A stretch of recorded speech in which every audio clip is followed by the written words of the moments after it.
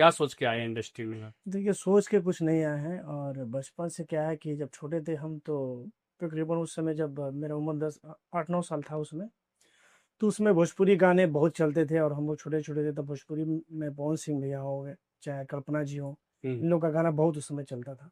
तो उस समय क्या कि गाने मतलब सुनते-सुनते ज़्यादातर तो गाना हम पवन सिंह भैया का ही सुनते हैं।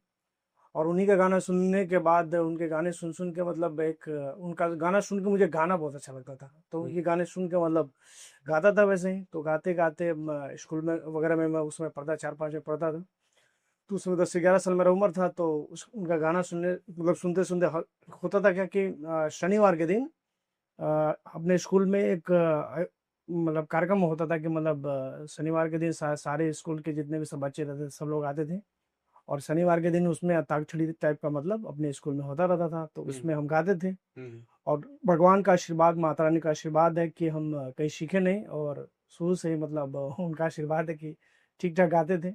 हुँ, तो गाते-गाते क्या हुआ कि ऐसे मतलब कुछ लोग होते हैं ना कि देखिए होता क्या है कि कुछ लोग कलाकार प्रॉपर कलाकार होते हैं, कुछ लोग होता है कि मतलब कलाकारी को पहचानते हैं। तो कुछ लोग ऐसे मतलब सुनते से तो लोग बोलते थे कि सनी बाबू आप गाना तो बहुत अच्छा गाते हैं। उस समय कैसेट का ज़माना था, अब तो यूट्यूब वगैरह आ गया, तो उस समय कैसेट का ज़माना था, तो लोग बोलते थे कि बाबू आप भी कैसेट गाइए। तो उनके कहने पे हम लोग एक कैसेट निकाले, जो हुँ, कैसेट का नाम था मेरा गुरही जलेबी।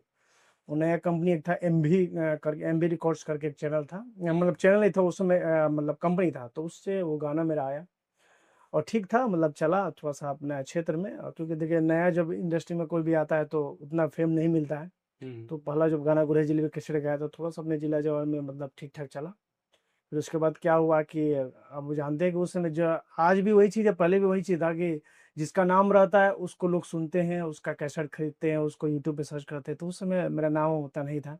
हुँ, तो थोड़ा-मोड़ा चला कैसे हल्का-फुल्का चला अपने रीवा जवार में। फिर उसके बाद वो कैसेट के तकरीबन 6 से 7 महीने के बाद 2008 में एक कैसेट हम गाए, गवनवा हम ना जाए। तो वो क्या था कि एक मेघना कंपनी थी जो बंगाल के मतलब कंपनी थी वो। हुँ, तो उस कंपनी से मैं गाना गाया गौनो हम ना जाइब जिसमें मेरा एक गाना था कि दाना खइबे रे मुर्गवा कुकू कुकू। तो हुँ। वो गाना मैं गाया और वही गाना तो बा पहला गाना मतलब वही था आपका?